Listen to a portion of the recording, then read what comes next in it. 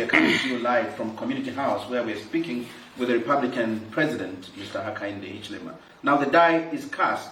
In a few hours' time, the campaigns will close, and the Zambians will decide who will lead the country in the next 5 years. It has been a busy 90-day campaign period, with political parties and candidates traversing the country to meet voters, present their manifestos and vision for the country.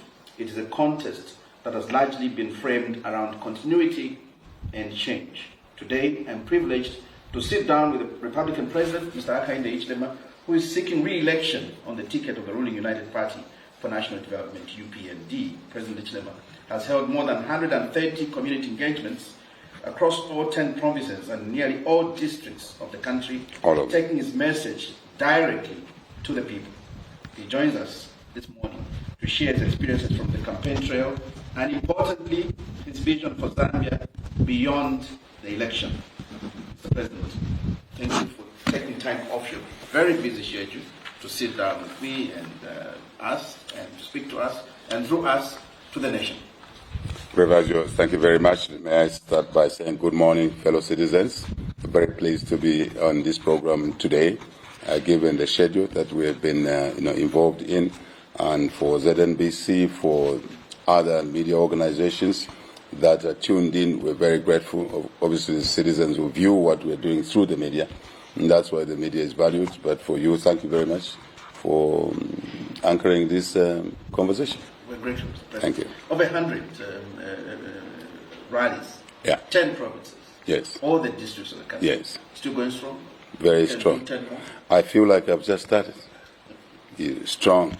How has been your experience? I'm a farmer, as you know. Meeting everybody, meeting people in different It's fantastic. parts of the country. It's humbling. Provinces. It's humbling. By the way, look, I've come to know your country, my country, our country, over the years. 15 years in opposition, at the helm of UPND leadership, traversed the country. So as I go around now, meeting people in different places, all of the corners of Zambia, it's just sort of reassuring in terms of the initial data that we've been collecting, and now the confirmation of that data as we have been in public office now for almost 5 years, just a day or so short. 5 years. So, and meeting the people and also talking to them to hear from them how their government programs have impacted them and their families positively. It's humbling, it's also encouraging, and also reminds us that there's still a lot of work to be done out there. A lot of work to be done, because we've been backsliding for too many years. Thank you. Now, Mr. President, tomorrow Zambians go to the polls. This is the final day for the Yes. campaign. What is your message to the nation? Citizens decide who they want to lead them. And for this election is a contest of what I may call progress or going backwards. That's what it is. Because we have been on a downwards trajectory for too long. And numbers don't lie. Since 2021, we've been bottoming up. And we've done the heavy lifting. Debt restructuring, heavy lifting, mining restoration, heavy lifting. We'll get into those issues. But also, Zambians know what free education has meant to them and their families. Literally every family is a beneficiary of the government's free education policy, which, as you know now, Professor, we've turned into law. We've signed a piece of legislation that makes education free and obligatory. Families must send their children to school, and schools must take in the children. They have no choice, at least in the public schools, schools that are owned, run by the government. Then we can talk about peace, unity, stability. Citizens feel that. They know it. In fact, when we've gone around Gravazio, before you even start telling them your programs, they will, if you start, wayamba kubauza, a president, maibala vinangu, cash for work, simunakambe, social cash transfer, marunda, simunakambe, school feeding program, simunakambe. The people really is humbling that they are following, to know they are following what their government is doing. And I think it's important, because any government works for the people.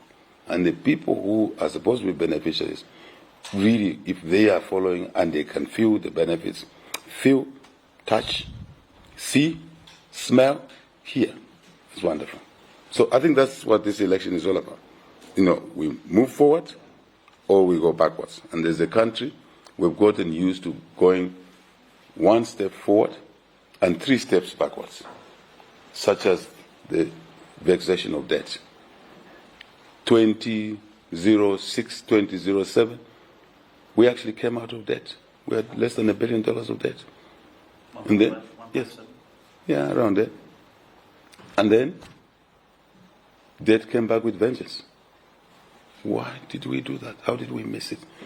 1 step forward, 3 steps backwards. By 2015, we were in debt. 2019, 2020, we defaulted.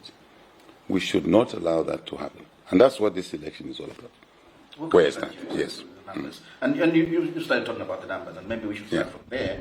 And largely, most conversations now start with one thing: cost of living.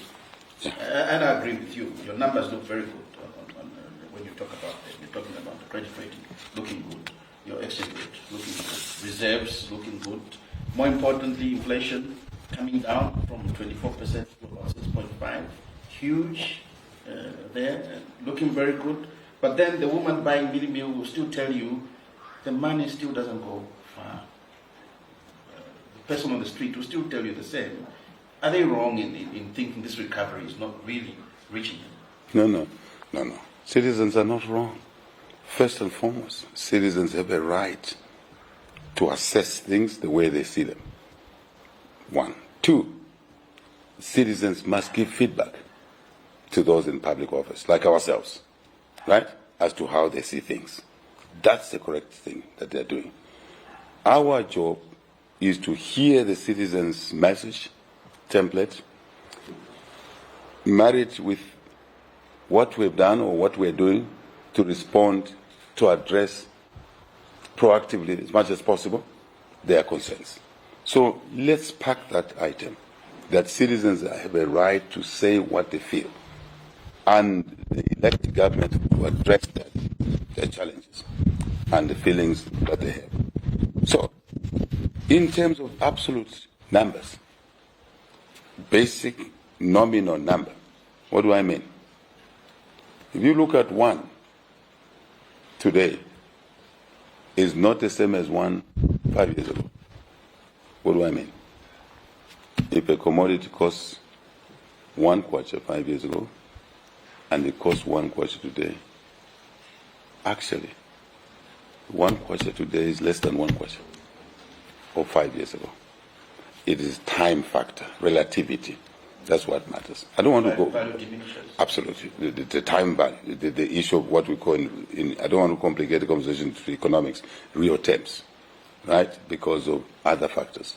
So having agreed that this is what citizens are saying, I must say it is a job of a government like ours to continue to hear citizens and specifically get the analysis of where the areas they feel the most pain, and we address those issues. Our job has been to address the issues with regard to the cost of living. To address how have we addressed those issues? If you want, I can go into a few details. The family has income available to them, either earned from a job, employee, or from a business, or from both, combination. Then let's assume they pay tax, and they are left with a certain amount of money, which is what we call, in technical terms, disposable income. They pay their tax, they pay their other things. That's the money they use to buy food. That's the money they use to pay school fees. That's the money they pay for other things. What are those things, for example? Examination fees for their children who are in school. What else? Accommodation for their children in college, in a secondary school, boarding school. Eventually, that number from X is X minus Y is less. So what has this government done in order to support citizens to alleviate the cost of living? We've done a lot of interventions in that space. One is by pulling inflation down. macro stability. 24% under PF, 6.5% under UPND. It means that the rate at which prices increase has dramatically slowed down. Again, I was talking of 1 kwacha of today, 1 kwacha of 5 years ago or so. So that generally assists farmers. If it weren't for the reduction in inflation, let's call inflation simply, in practical, street language, is the rate at which prices increase, the increase in the general price level, isn't it? So if the inflation had continued at 24 under PF, the families will have to pay more for a loaf of bread than they are paying now. But because the general price level increase has come down, the increment in the loaf of bread is at a lower pace, lower level. That's the meaning. Let's pack that. So what are we doing in order to alleviate, to cushion free education? Number one, very important.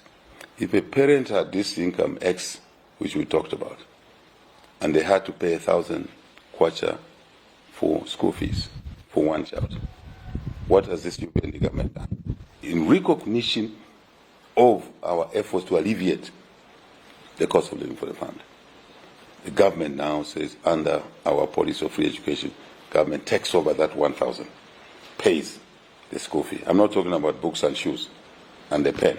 I'm talking of school fees. What else have we done?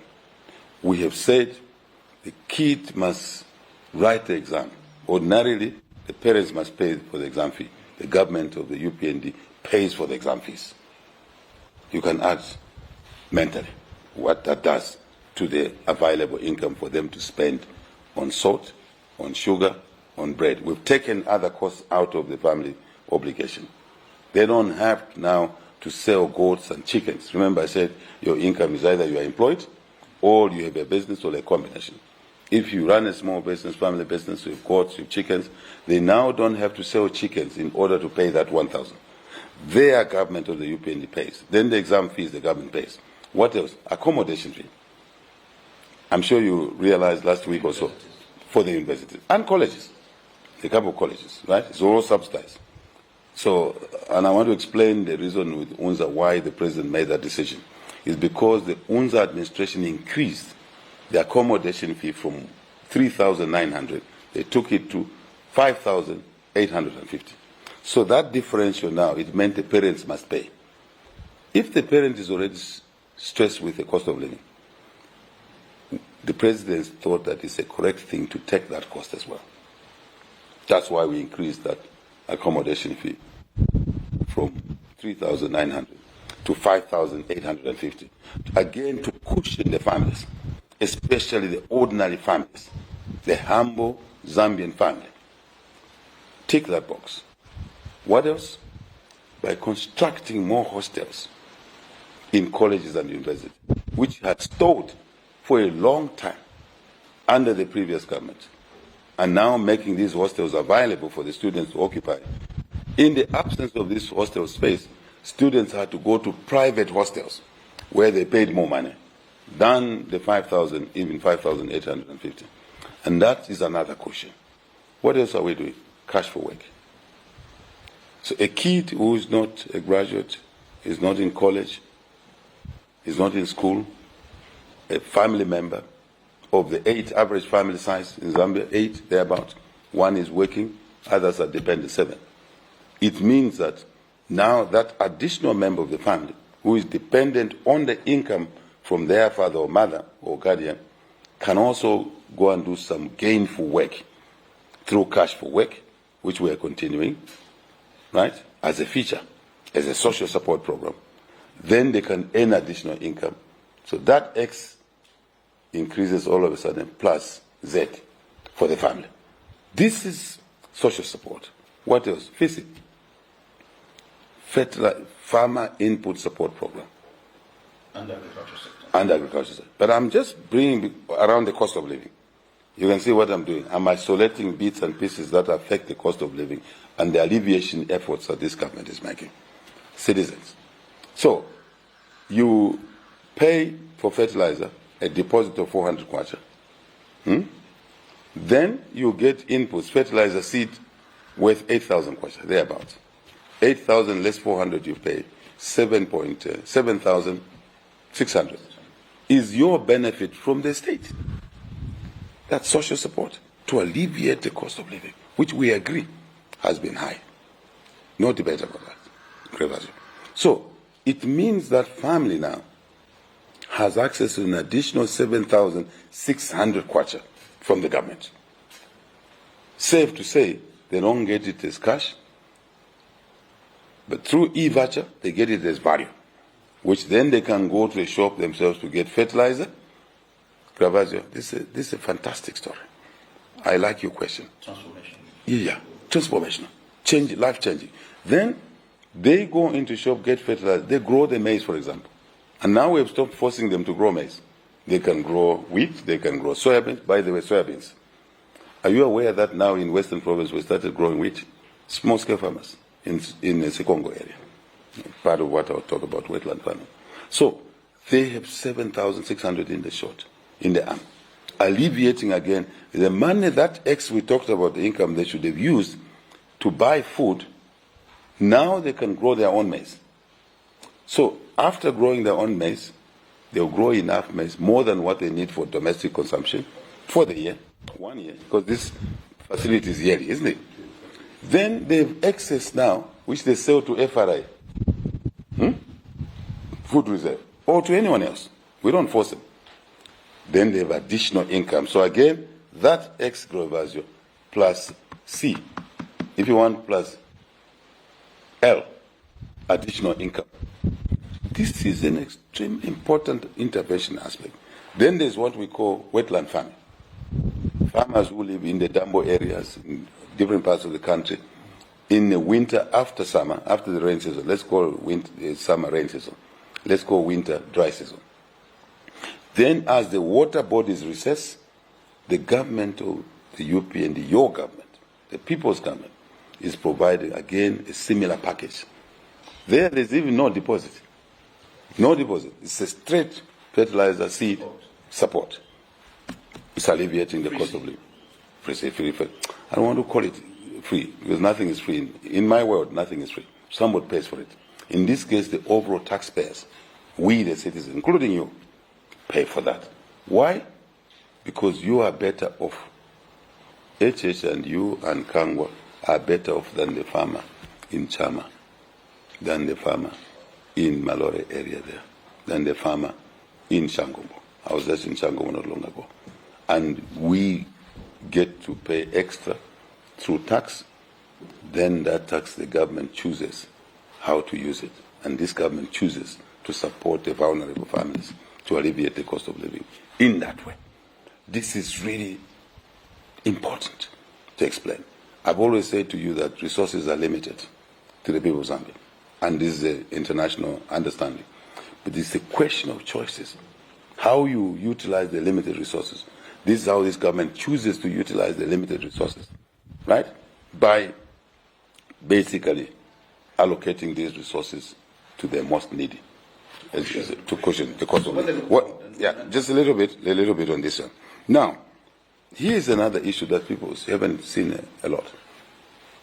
As you know, the war in the Middle East has pushed the international price of fuel.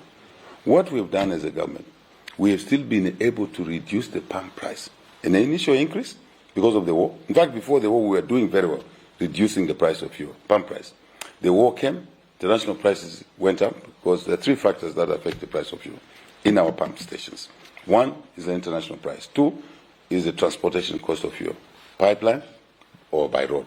Three is exchange rate. So one variable change in this case, international price because of the war. And that's why you've heard me, Grabazio, say instability anywhere is instability everywhere. We all get affected. So what your government, European government has been doing is that through a special fund we created, what we call NH Fund, we've been able to cushion the pump price. And even this month, August, we were able to reduce the price for all the products because we are intervening in that way, supporting citizens so that the pump price doesn't go up to eat into that income X plus Y plus L, as we call it. Don't worry about that. To reduce it. What else have we done? We have taxes on fuel. We decided to remove the taxes on fuel to help lower the cost of fuel. Otherwise, the cost of fuel by now should have been 40, 45 kwacha per liter. And that will have exacerbated the high cost of living to the citizens of Zambia. And this is of general application, universal application, meaning there's no segregation. Grevasio, you buy the same fuel, isn't it? Which is in a way supported by your state. Even anyone else does the same. And that's what we've been able to do. Now, I can go on and on, but the issue is that we would like to continue providing these alleviation measures. I haven't talked about one more thing. Allow me to do that. Skills training. We support now a section of the community that is not in college, that's not in secondary school, primary, secondary school, that is not in college, that's not in university. They are citizens. We value them. So what do? We decided to give them a bursary. Under CDF. So that they can go and train to get a trade. Carpenter, plumber, we love plumbers now with our agriculture and irrigation. Very important. Welding, all of that. Bricklaying. We were losing that skill set. And in the education reforms, I'm jumping a little bit, we've taken care of the skills training, artisanal skills, which we were missing. And you asked me the question, how is it when you go around? We're meeting these graduates of skills training who got a bursary, support, on their own. Yes, on their own, they couldn't make it. Parents or themselves couldn't make it. The government decides through CDF to send them to learn, to learn a trade. Okay? So that they can make desks, for example. And we give them contracts to make desks. Fantastic, isn't it? And they earn money. But started with support, social support, if you want to call it. For me, I call it investment. Right? The Zambians like to call it social support. But let's call it social support. But it's an investment. So, what else have we done? We have now made these young people be self-employed or get a job somewhere. And then we give them orders to make desks under what we call positive discrimination in the procurement process. What does that mean? If you produce a product and a foreigner produces a product, Grevasio will buy from you. Why? Give you income, investable capital to grow your business, you create jobs. The money works in the economy. And security. Then the secondary school bursaries also. Secondary school boarding schools, kids' parents used to pay. Parents. Now we've taken over that cost. All kids going to secondary boarding schools, the government is paying through the CDF facility again. Fantastic. So all these myriad of measures are meant to reduce, to mitigate the cost of living. But this is one side, Grevasio. Allow me to close this one, because this is very important. I was going to push you to cross the bridge by saying, at what point are we going to reduce the number of people that depend on government for comfort, being under social care? Is it when we double the economy? I've seen it under the Here's the issue. Every society will have vulnerable people. I worked in the UK. I went to school there, part of my school. I lived there. There they have what they call UB, unemployment benefits. There's the British there. Unemployment benefits is there in any society. So this feature will be there. It's a question of graduating some people who are capable of being graduated, such as these skills guys were training, so they can run their small businesses. And then they graduate from there, generally. But here's the issue to answer your question. Overall, what we would like to see is increasing, growing the economy. And that's our focus. Because you cannot share poverty, Grevasio.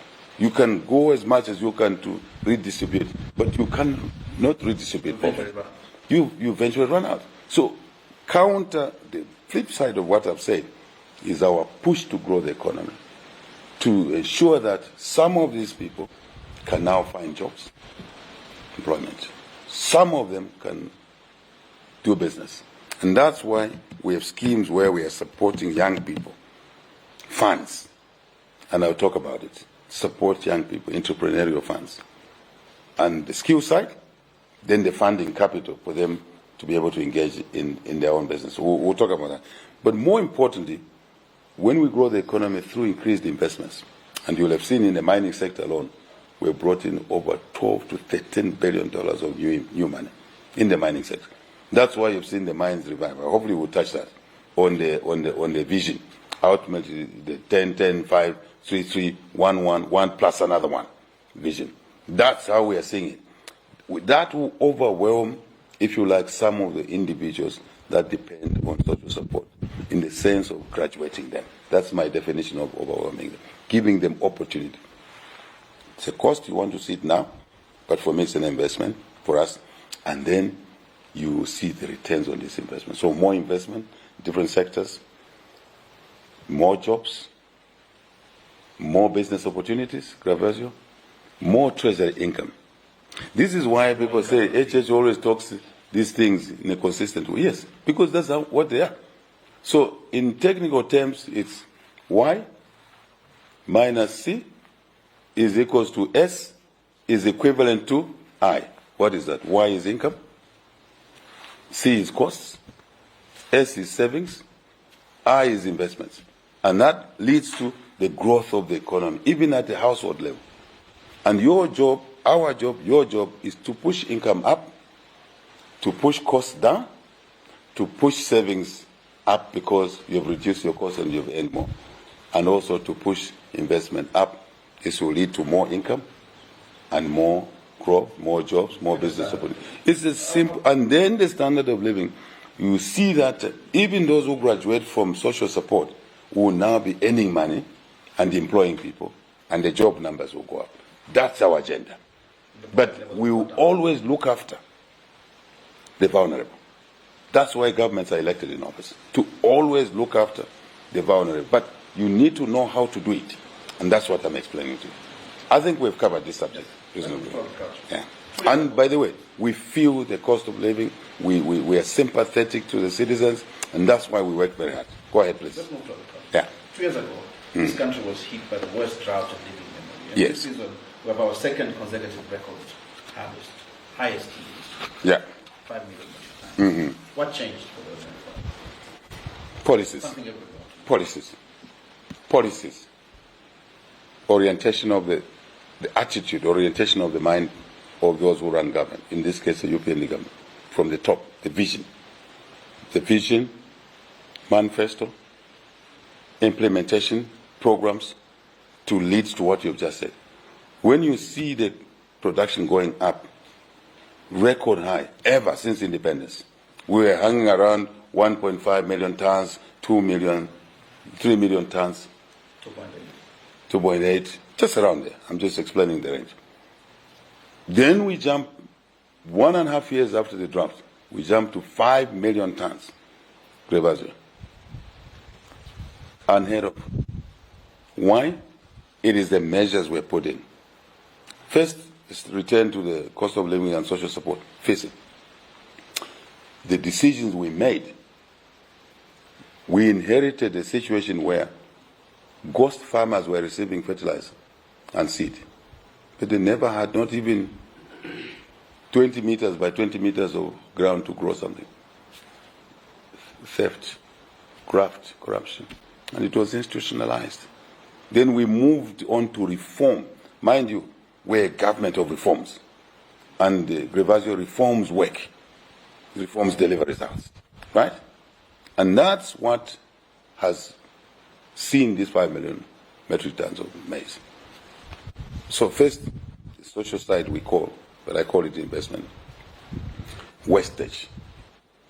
We then put a digital application called eVoucher that weeded out over 215,000 farmers. Just imagine, 215,000 farmers who were ghost farmers. They never existed. Some of them were in offices like your office. They're in government jobs, they were receiving physical. And the system couldn't tell. So there was a bit of noise when we started it. Then we decided to pilot it and graduate it. First move was about close to 70%. There was a lot of noise. The noise was coming from the corrupt people who were getting fertilizer and yet they're sitting in offices with ties, just the way you addressed. Fertilizer and seed meant for the people to produce food. Therefore, you didn't have a return on your investment appropriate or commensurate with the investment you're making, with 215,000 non-farmers receiving fertilizer every year. So we then now move to 100%. In fact, we go to 215,000 cost farmers when we just went to 70% pilot. Now we've done the 100% savings. So we are now able to put more farmers on feasible, true farmers, like me and you. Are you a farmer, my friend? Grow something. Even to tomato kumbuyo kwa nganda. Muzili magrovazo. Tungono chapa. It's very important. Production mentality is important rather than just consumption mentality. And that's what we want to shift the country towards. To be a country of producers, not just consumers. So that we can sell and earn income and their food security. So that's one aspect. Now we have more farmers who are producing more. And you see when we come to the numbers, let me just tell you the numbers if you want, right? Of the 5 million tons we have produced, 90% of that has come from small-scale farmers and families who were sitting in a category you thought they were not viable. All of a sudden, because of government policy, UPND government policy, they are important. Now, civil servants, under the civil servants financial scheme, the president directed that the interest rates were 19%. And I directed the Secretary of Cabinet to reduce the interest rate to 13%. And in there, we are focused. Absolutely. You got it. You know. Just like people in the community. Every time I start talking, they say, Mwaivalaichi, my president, Mwaivalaichi. It's a very humbling situation. So now we are saying, civil servants shouldn't borrow money to buy deep freezers. He shouldn't borrow money to buy a VX. That's just a piece of metal. It's a psychological perception that a piece of metal is so much value. It's a consumption item. I would rather they bought a tractor, which is an investment item. And that's what's happening in the cities. Even Kangwa is a farmer now. You must congratulate him. And that means that production increases. Because you are asking questions, how did we get to 5 million tons? No. I'm just explaining to you how we go to 5. It's deliberate approach.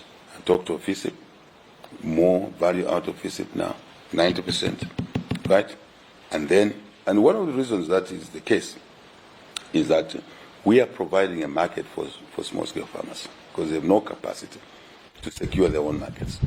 And we have also opened up, that's another matter, opened up the export market. You will never hear us close the export market. And Zambians were screaming at me. And I said, Zambians, we want 10 million tons. We consume 2.7 million tons. Human and animal consumption. 2.7 million tons. What do we do with 2.3 surplus? Huh? With the 7.3 million export? More value addition, such as the starch plant in the MFES. I'm pointing because that's where MFES, which will be consuming close to 35,000 metric tons. So more value addition. You've heard us talk about value addition, prevention. It's a complex maze of policies that are well orchestrated, which leads to increasing production. So then there's another matter which has led us to this. You want to ask me a question? But I'll answer before you ask me a question. Productivity. We're pushing productivity. An average farmer was producing less than 2 tons per hectare. Per hectare of maize, for example, they were producing 1.8 tons. We are now pushing that. So we are more productive. We utilize the land better to say 5 tons, moving towards 10 tons per hectare. Productivity. I hear people misusing this word productivity, meaning production. The two are different. Production is absolute number, 10 bags. But what did it cost you to produce 10 bags of maize? Efficiencies, productivity. This is the deeper works inside agriculture. How do we get productivity higher? Couple of matters. One, genetics, the seed. That's why we're investing more. Look at Seedco. Look at so many seed companies. Now farmers are planting certified seed with higher yields. High yielding, drought resistant, disease resistant, so many other factors. We are paying attention to those issues so that when we put 1 kwacha into the soil, it should give us 3 kwacha and not 0.8, not 8 and way. That's what we're doing. We're producing at a loss. Now we want to produce at a profit, and that's where productivity comes. Then another factor is just the husbandry. What is husbandry? Management. So that the efficiencies can come through not just the seed, not just the fertilizer, quality of fertilizer. Remember when we took over government, people elected us into office, there were fertilizer companies that were supplying fertilizer underweight, poor quality, right? Underweight, poor quality, but expensive. So now to reduce the cost of production, we have been able to push the local production of fertilizer, such as United Capital Fertilizer, nitrogen chemicals, our own capital. And these are the same measures you rely on, No, hang on. to push the production to 10 million. Hang on. And in 5 years, This is the we are best. hoping to push in another 5 million. You've got it. But this is the Huge best. number. You can't get to 10 million tons. You couldn't get to 5 million tons until we started doing the European government, what I'm explaining to you. The spend was almost the same, but you're only producing 2.8 million tons. Similar spend, we're producing 5 million tons. Numbers don't lie.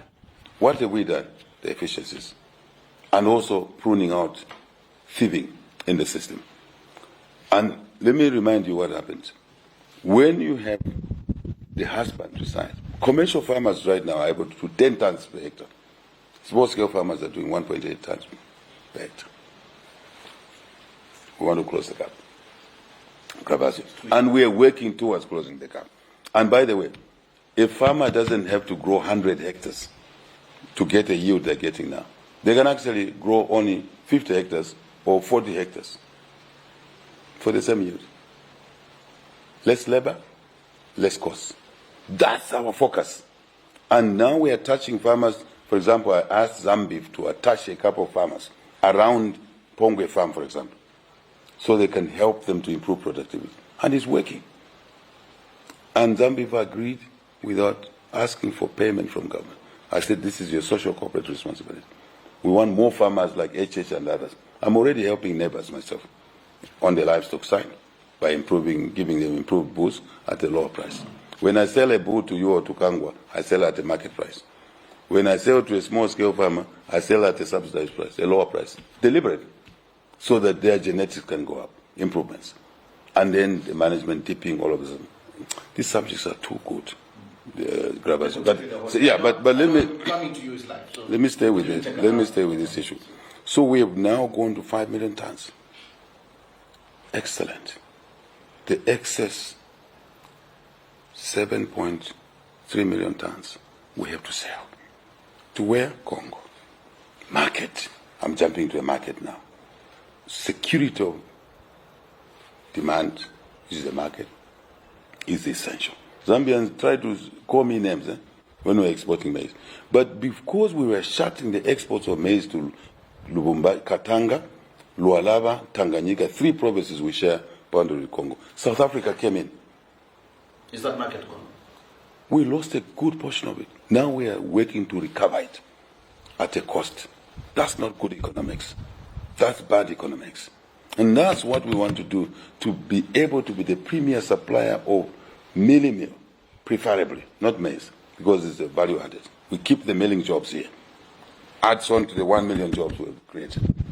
And that way, Gravasio, we can secure the Congo market. And the Congolese now, we're working on a different structure, where they give us an order in advance every season. So we can produce for them. And we know there's a market. What do you do with the excess maize if you have no market, external market? Yes, processing, industrial processing. You can call it anything. I've just given you an example. That chibuku you see, is from agricultural raw materials. And even the Zambian breweries beer you see, there is sorghum. There's sorghum in some of that beer. So that's what we're promoting in agricultural processing. So let's now go to 10 million tons. We've jumped from 3 million tons to 5 million tons. And we said this agenda will achieve in 10 years. We're going to achieve this agenda ahead of time. But the key, it's easy. 5 million in 5 years. No. But see where we're coming from. Yeah. No. This is simplistic. This is a lazy man's analysis you're injecting here, Krebazo. What nice man said? Yeah. The intelligent man's analysis is that we have to clean up the system, like the stealing that was going on. Now that we've done the heavy lifting, we now can exponentially grow. That's how it works. But the issue is that why should we produce 7 million tons when we cannot sell it? We produce it only to throw it away? Who does that? Nobody does that. So now we are working on international arrangements, SADC, Africa. We are saying let's buy from each other. We have excess maize. Remember when I took office in opposition, I told you I'll be the chief marketing officer, chief salesman. That's what I'm doing now, looking for markets in the region so that the Zambian producers have an assured market. They can sell, they can make more money. It will alleviate poverty. The income level X will go up. That's the story. I think I've answered that question. There are many more things we can discuss, but we also want diversification. We want diversification in agriculture. We just don't want maize growers. We want beef producers. That's the 1 billion. Yes, we're talking about, and we're making progress there. Beef schemes, beef zones, compartments, huge transformation, right? We want. The progress. There was a lot of noise when that thing started. What was the noise about? Launch. What was the noise about? Are you happy with the progress? It's working. That's why I say 2026, we are seeking re-election to continue with the gains that were made, to build on the gains. That's why we're asking Zambians to vote for President Hakainde Hichilema, their servant, Kapolo Wabo, Dine Kapolo Wabo, so we can continue this growth trajectory. We don't have to walk 4 steps backwards. We've now walked 2-3 steps forward. We want to continue walking another 10 steps. Instead of growing like that, this time we want to grow like this. And the jobs will come, Rebasio, more business will come, and treasury income will increase. Pretty easy to now extend, in our view, the support to students in the country more beyond the government schools, government colleges. They are citizens of Zambia. We will be able to raise enough money, more money. So the point I'm making is that the progress we have made has been painful because we had to start cleaning the system first.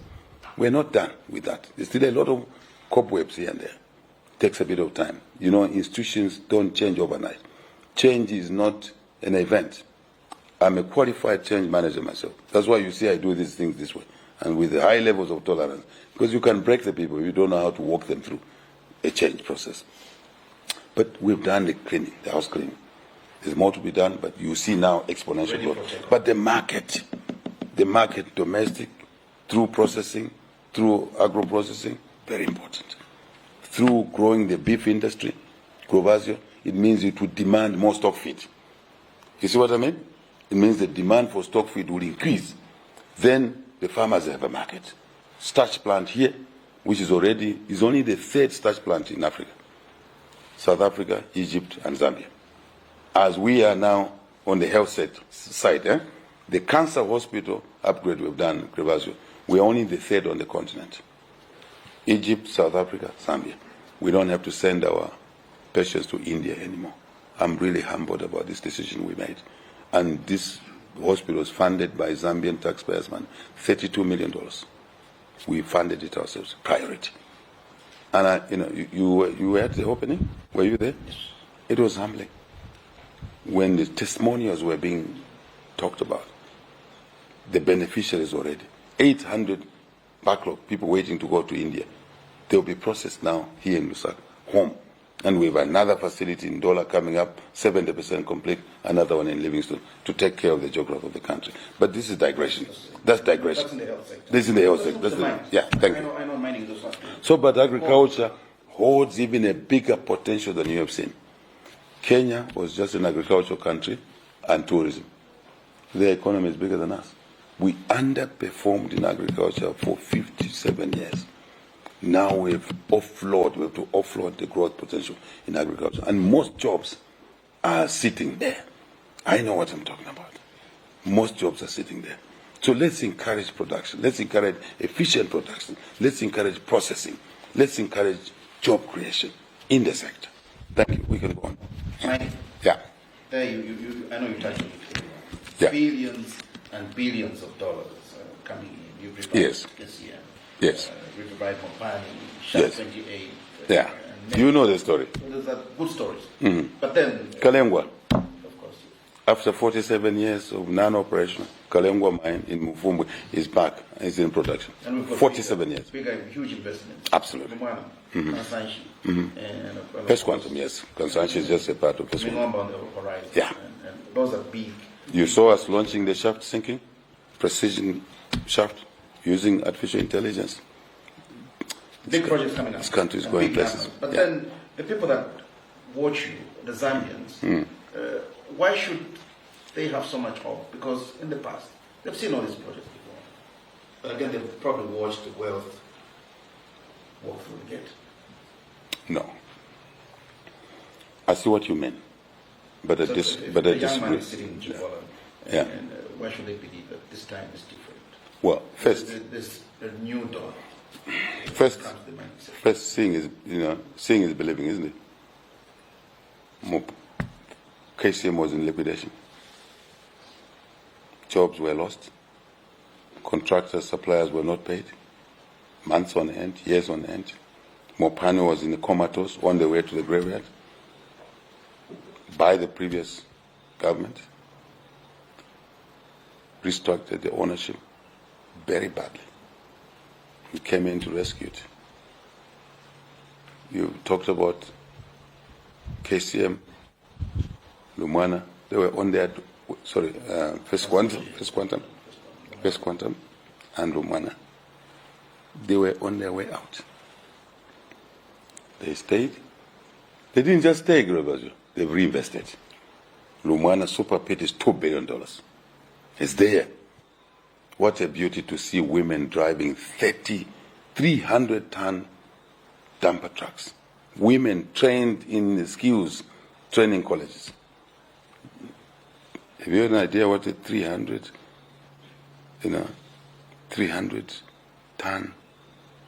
dumper truck looks like? It's huge. It's like taller than this house. As a woman is driving with pride. $2 billion investment. Right? First Quantum was exiting $1.5 billion investment. Extended the life of Kansanshi mine, which you have mentioned. It should have closed 2 years ago. The life of that mine has been extended by another 20 plus years. Jobs secure. Odd jobs. New jobs. State-of-the-art processing facility at Kansanshi. I was there. We initiated the project. It's humbling to see what we can do. Now, when the construction of that processing plant in Kansanshi was going on, supplies were coming from Zambia in our positive discrimination approach, such as what? Zamefa provided the electric cables. And millboards there are being manufactured at Kalumbila Emphas. Millboards. Grevasio, this country is on the rise. Remember when we took office, I went to the European Union Parliament and I presented and I said, yes, Zambia has been difficult, but we are here to uplift it. The country is ready. Put us in office, work hard, reflect on that statement. And we said Zambia is back in the Champions League. It's true. Zambia is back in the Champions League now. Look at our kwacha. Best performing currency. It's not by magic. It's not by chance. It is by managing variables and policy choices. And so citizens now can talk of KCM back in production from liquidation. Took out matters in court in London. And this president's messaging is that we don't do mine in court. Grevasio. We do mining at the mine site. And we make decisions in the board. So we took out all the litigation in First Quantum. The litigations there, took them out. And I said, guys, let's sit on the table. We sat, we resolved. consumption is there. You can see it. You can see jobs. You can see suppliers being paid. That's where the hope lies. KCM, you can see the rebound in production. Now KCM is talking of listing on an American stock exchange. Really? 5 years ago, KCM was in liquidation. Did you ever think that today it could attract capital, international capital, by listing on a stock exchange? An ordinary capital provider on the stock exchange is willing to buy shares to raise money. For what? For the Konkola deep mining project, which has been talked about for years and years, and nobody was able to do it. We're doing it. We're doing it. There is the proof. And suppliers are being paid. There is the proof. If you talk to former Kitwe town clerk, mayor, she was able to pay this Kitwe City Council retirees who were not paid for 15 years. Once we did a transaction with KCM with Mopani, she was able to pay off all the retirement benefits straight into the arms of the citizens. Again, back to poverty alleviation. Which money was it? Yes, because we have revived the mines. So I am answering your question. Why should Zambians trust what is it? Exactly. They've always complained. This is the world always leaves the country. No. But if you can pay retirees who are not paid, where is that money going? To Zambians, isn't it? We've also done what we call in the mining sector now, local content law. You're aware of that? We've now legislated, negotiated with mines that whenever they have a spend in there, $1 billion, we'll escalate that $1 billion. It means $200 million will be spent by buying from Zambian companies. And we'll scale that up, Grevazio, to 40%, which is $400 million. Zambian suppliers and contractors will be involved. Never done before in the history of this country. There is a test of the pudding. What else did we do? Mine said, a lot of Zambian suppliers have no experience. I said, we understand that. Put a program, supplier development program, local supplier development program. You saw last week, First Quantum signed agreements with APSA, Zanaco, to provide capital to local suppliers who are being trained by the mines on how to supply. Those programs were never there. So now they'll be able to supply, and the capital is there for them to access to supply, and the mines will pay when they're supplied with goods and services. There's sustainability there. There's job security there, in addition to the new jobs. It has never happened like that. It's happening for the first time. And it's happening deliberately, intentionally, in a methodical way. People used to mock us when we said we run the country in a methodical way. They used to mock us. What is he talking about? Now, you can see the buoyancy in the mining sector.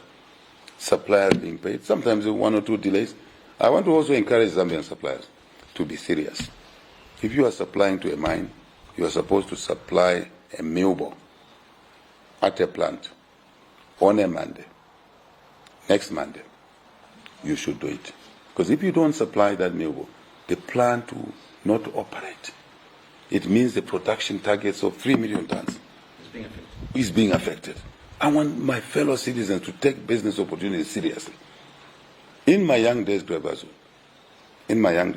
days, if I had a deadline to work to deliver a product to a client, I worked the whole night. This woman here will tell me that. In the early years, she was complaining, saying, are you married to work or you are married? I said, allow me to work. She's happy today. I want us to work to change our work culture as citizens. Take the opportunities that are there. Change the work culture. Deliver on time. Deliver quality. Deliver at the right price. Then you sustain the contracts. And then you employ more people. Then you can make more money. Then you can help your relatives who need help. That's my philosophy. That's the way to do it. So I can say that the test of the pudding is in the eating. You can see production has gone up now. And that's why when we set a target of 3 million tons, everybody thought we were crazy. I said, but the production has been going down. How can you set up a target of 3 million tons? Now they have opened their eyes, they can see what's going on. That is the But leadership. that's the question, Mr. President. You've gone probably halfway, done 110. You're Yeah. still not even at half of the 3 million metric tons. No. But you're missing the point. I know you're asking for the viewers. Yeah. Huh? You're missing the point. Let me give you an example. The potential, we had to first clean, I didn't even talk about it, the fiscal regime in the mining sector. The taxes, to use an example. In the previous government, the tax system was changed in that 10 years in 18 times. What we've done was to do international benchmarking, to bring the operating environment in the mining sector, to bring stability, attractiveness first, then stability. So that because mining is a big investment sector, and it's a long-term sector, you can't be changing taxes 18 times in 10 years. That's what our colleagues did. We brought stability there. That's why you have seen attractiveness. I've gone to the mining endeavor. Ask guys here who go with me. Every time the Zambian section is coming at the mining endeavor in Cape Town, the room is full, chock-a-block. Why? You think those investors are fools? No. They can see that this is the country to go to. And that's exactly why we've attracted $12+ billion. Direct. Now, indirect support services, right? We have not even included in $12 billion. But more importantly, the tax regime is now predictable. And contrary to what the naysayers, Rivers, were saying, that mines were not paying taxes, is totally wrong. Now, the largest single taxpayer in this country is First Quantum. Largest single payer. We changed the tax arrangement. Before we changed it, because of the previous government, for one tax only, right? Dividend, call it that. We changed to a loyalty dividend model. First Quantum was paying around $10 to $15 million. Now we are earning $70 million per year, just on that tax line. This negates the arguments people are making. We're doing better. That's why the Kwacha is appreciating, because you have seen we've increased the production. We're nearing 1 million tons, never achieved before. Then more revenues. Then the Kwacha appreciates because the supply side of dollars increases. The other factors. We've increased non-mineral exports as well. Have you seen our trade balance now? Surplus. In surplus, not deficit. So we're growing, and the mining sector is playing its part. And the employment, the jobs. Mopani did not retrench anybody. They've increased employment. Additional employment. Additional employment in First Quantum. We're the largest nickel producer on the African continent, which started when we took office in 2021.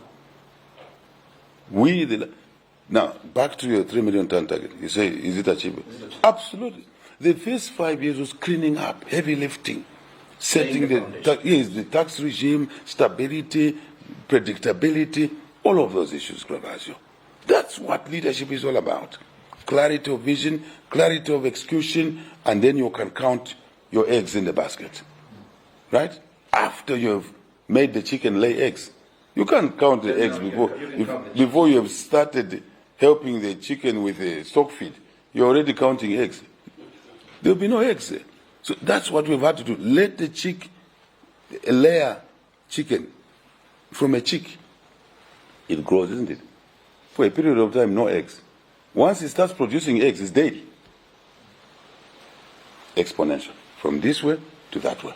That's the difference. Grevasio, the other matter we've done is opening up the mining sector to Zambians, artisanal miners. But we want them to mine, artisanal miners in gold, in other metals. But we want to do it structured. And I've said this in the tours we've been having. We want legal mining. 4 rules must apply. Legal mining. Safe mining. You're a great guy. But in the safe mining, there are 2 components. Do you know the components? Safety in terms of environmental damage. Safety in terms of human beings. We don't want our kids to go to pits and die. Right? We must protect them. No parent who loves his son will send his son to a pit to go and die. Then you are not a true parent. You are a liar. Maybe you are a surrogate parent. Even if you're a surrogate parent, you must respect human life, right? So, and when our guys go mining, they must not process gold using mercury, because they're polluting the water bodies. Which water we need for human consumption, which water we need for agriculture, which water we need for animal consumption, right? We protect both sectors. Number 3, formal mining, meaning that they produce the metal, we give them a good market, not being cheated by foreigners who go and buy and pay little to them. So marketing arrangements which we're putting in place, and then the money comes in the formal economy. 4, and the last one, security. We don't want Mufumbe Kikonge to be a gun market. That's what was happening there. Gun market. And these foreigners swamped Kikonge. And what they were doing, if they know Gravazi on your pit, you produce half a gram. In the night they came with a gun and took away that half a gram. It's our job to protect our miners there. So these are the kind of things we've been doing, right? And it's the correct things to do. It looks uneasy in the first place, but it's working well, and we'll get there. So I can say a lot of things, but also what the mines are doing now, they are beginning to do what they used to do before, supporting sports, providing scholarships, right? I'm working on that myself. This is a good story, Gravazi. So the mining sector, public, private, welcome. 3, 4 principles, Gravazi. We want to mobilize capital at a lower price, Gravazi. We want to mobilize technology, best technology. We want joint ventures. 3, we want value addition. More investment like Best Quantum did in Kansashi to do the concentrators to value add there. But we want to even to bring a refinery now, copper refinery. Absolutely. Thank you. Thank you very much. And jobs. Yes, thank you. Other issues. I know we spoke about drought, but this drought did not only hit the dams. Yeah. Well, it hit everything. The fields, the dams, and the country paid the price heavily in load shedding. Yes. And critics say government was caught unprepared. Were you allowed? Were you caught unprepared? Simple answer is that drought is not a matter a government can control, or a president or a government. It's a natural phenomenon. Even climate change, we know now that the damage that has been done to the climate through gas emissions, there will be more such issues.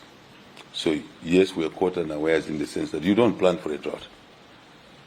Yes, technology is now allowing us to project, but really this is a natural phenomenon.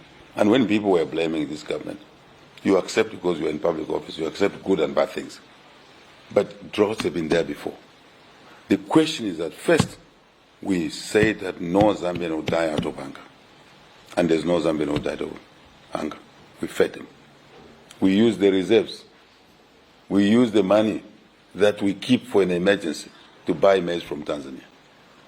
Just as an example. Second thing we did is that we will now flip the coin and use as a window to be more prepared. That's the question everybody asks. Yes, and two elements. That will never be exposed. And 2 elements of managing and creating an opportunity from a crisis. One is food security. That's why we're moving to water harvest, dams, weirs, boreholes, so that we can irrigate Gravazi 500,000 hectares. Irrigation. If you say we produce 500,000 hectares, we irrigate, and we produce 8 tons per hectare, it means we'll be able to have 4 million tons of maize. Simple numbers. Numbers don't lie. 500,000 hectares of irrigation, we produce 8 tons per hectare, we'll have 4 million tons of maize. We only consume 2.7. Food secure. Deliberate. Energy. Proactive. Energy, we've now brought diversification, which was never done by governments before us. Never. They just stuck with hydro. So we used the crisis and turned it into an opportunity. Solar. Oh my God. We're now targeting one of the 10s there, 10,000 megawatts. Call it 10 gigawatts of power. Deliberately now. So that as we consume 3 3,000 megawatts, 4,000 megawatts, 5,000. We've set a target of 10,000 megawatts. As the economy is growing, but we're ahead of the economy because energy is the engine. Energy, remember, fuel or electricity, and electricity, not all, are the engine of an economy. So we're targeting 10,000 megawatts. And of this, the majority will come from non-hydro, such as what? Solar, coal, clean coal technologies. And that's why you've seen us now doing an additional 300 megawatts in Mamba. 300 megawatts. Then we have another 2 or 3 projects doing 600 megawatts, 150, coal alone, clean coal technology, not to pollute the environment. You go to Mamba now in that coal power station, you won't even smell the coal. You won't smell, what you see is vapor technology. Remember I talked about capital, fairly priced, lower price, technology, remember? Value addition, processing, joint ventures. So that's what we're doing in the energy sector, as we're doing in the mining, as we're doing in agriculture. These 4 parameters. Yes, now, just a moment. Just a moment. There's a very quick one. So now on coal alone, we're targeting 2,500 megawatts from 300. Public sector, private sector, even yourself. It's an energy. I've invited even Kangwa there to invest in 1 megawatt or 100 kilowatts. And because we've brought reforms in energy, open access, meaning you can produce energy anywhere, Prevasio, in Chipata. And then ZESCO owns the transmission, but they will be obligated to move your power to Lusaka where your customer is. Open access. Of course, there are arrangements. ZESCO earns money. Independent power producers. Net metering. Right? Independent power traders. All this is what led us to alleviation of the energy. And now, look at Chisamba alone. Solar. Chisamba, 100 megawatts plus 100 megawatts. Milo in Serenja, in Livingstone, in Mansa, 50 megawatts. Since independence for 60 years, we only produced 8 megawatts in Luapula province. When we came in, we saw an opportunity, and Luapula consumes close to 30 megawatts of power. The whole province, only 30 megawatts of power. There's an underlying story behind it, and we want to change that. We want to see more usage of energy there. So we put up a 50 megawatts. So we produce more power in Luapula than the consumption in Luapula. It means now the excess they put on the grid. So every province. Now you've also worked on what we call constituency energy. You are aware of that? Constituency energy, 2 megawatts. 156 constituencies, now we'll have 226 constituencies multiplied by 2. Get your number. The constituencies alone will give us more power. I'll give you a district like Nyimba. It consumes 1.8 megawatts, the district of Nyimba.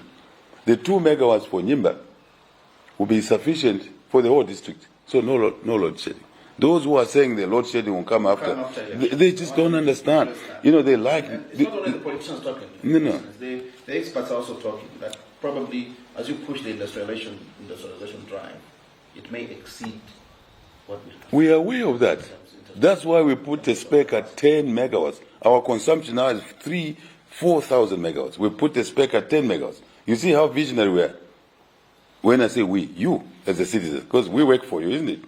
We're doing it for the citizen. What we do is not for us, it's for the citizens, for the economy. So that's why we expect it at 10,000 megawatts. And that will mean that as the economy grows, which is what we want, we'll continue changing the production target side. That's how you run a country. It's not abracadabra, Prevazo. It's vision, it's planning, it's implementation, effective implementation, efficient implementation. That's what the country needs. That's what we're offering ourselves for re-election. It is to take the country out of the quagmire of 1 step forward, 3 steps backwards. It is about the leadership. Everything is about leadership. In business, it's leadership. In this house, it's leadership. When you see this house, the lawn looking the way it looks like, when you see those trees looking green in the dry season, it's a leadership in this house. So is it. It is in business. So it is in government. That's how we are approaching public office. Very serious.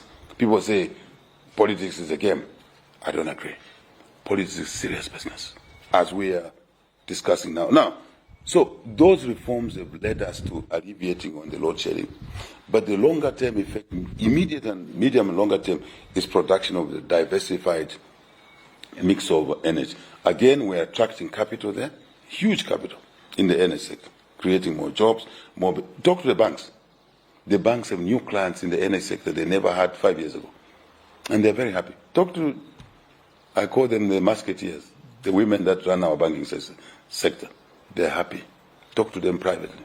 They will tell you that this government has brought them new clients, quality clients, but it benefits the economy. So the solars are everywhere. What we've done also, you can also produce solar, energy. On your rooftop, 100 kilowatts, you consume 50 kilowatts, 50 kilowatts excess, 100 minus 50, you can sell to the grid. It was never possible before we took office, because this caused a monopoly. Now you have many independent producers, including citizens like you. We provided for you to produce energy. In here, I produce enough energy, more than I need, and the excess I'll be selling. Yes, I've just completed doing that. The excess I'll be selling, it's a lot more excess.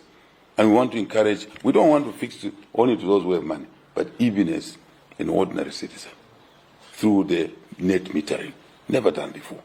This is the confidence, Grevasio, we have to say, even Tukuta produces his own energy. There he is, Tukuta there. He's not there. There he is. He produced, and I told Tukuta, Mwajewan, Tukus, invest in energy so that, and he's done that. He's a proud young man, and I'm very happy with him. So this is the way we have run this country. We are looking at every citizen's capacity. Can we assist them? I'll give you an example, right? Grevasio.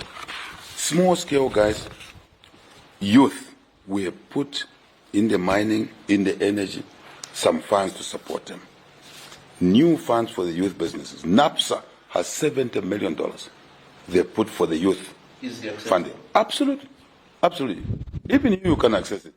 Except when you access it, you want to buy a Toyota, Land Cruiser. That's the problem. Let me advise you, Mwana. Also, would have involved Kudi and Dalama. He come electricity, 200 kilowatts. You only consume 30. You sell 170 kilowatts. You make money. You improve your income. You reduce poverty alleviation. I don't want to call it poverty alleviation. I want to call it investment growth. Because poverty alleviation is like demeaning people, right?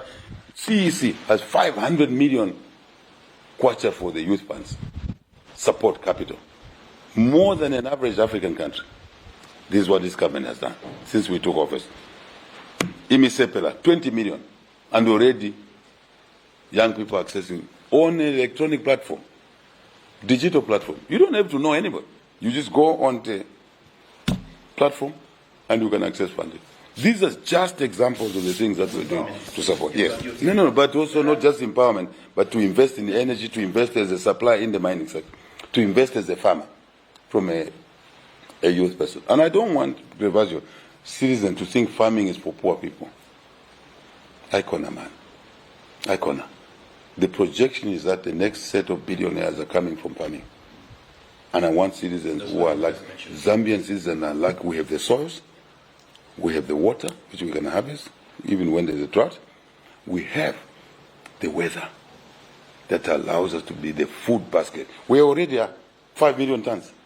Then wheat will be self-sufficient. Soybeans, we already have orders. That's why we have 3 million tons of soybean target. We already have an order for 2 million tons. This is a serious issue. It's not a joke. It's a very serious issue. Please proceed. I want you to move and yeah. Probably very quickly. I know this topic you've yeah. so many times, data structuring, and sometimes when you speak about data, viewers switch off when they hear the word data. Why? Do you know why they switch off? You've spoken about it too much, or maybe it's too technical. Some say billions, you talk about the savings are invisible. No. Would you want to briefly explain? They're very Where visible. has that money actually gone? They're very visible. Grevasio, I'll be very brief. Since you have warned me that switch off, how can someone switch off on a subject like this? It is the debt that brought us a decline in the economy. We were living above our means. The government before us was living above their means. When we started discussing, you corrected me after President Manawasa, through HIPIC, wiped out the debt. What was the debt portfolio? You corrected me, right? Then a group of people came and they worked a debt mountain, borrowed and borrowed and borrowed for consumption. We are saying we should never borrow for consumption. We should borrow at a lower cost. We should borrow for investment expenditure because it will give us capacity to pay back. It's a serious discussion. I want to urge citizens not to switch off phones. I mean, televisions when this subject is, because it affects everything. Without managing the debt, managing public funds and affairs, the country becomes a basket case, as we did in 2019-2020.